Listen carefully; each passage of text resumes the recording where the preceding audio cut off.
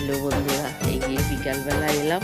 সকালে এই যে দেখেন আমাদের পাতাবাড়ির বাড়িতে নিম পাতা গাছ কেটে দিয়েছে, তো তারপরে কেটে দেওয়ার পরে এই যে এতগুলো পাতাগুলো নিয়ে এলাম, রোদের মধ্যে শুকাবার জন্য রেখেছি।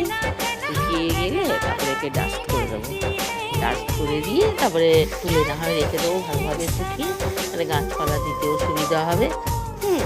অনেক কাজে লাগে জানেন।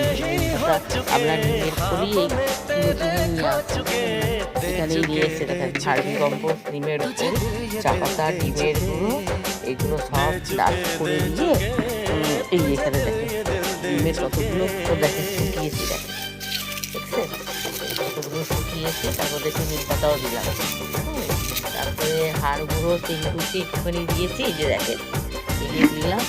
আর এর মধ্যে আবার এখানে এই আগেকারও দেখেন এতগুলো কাপ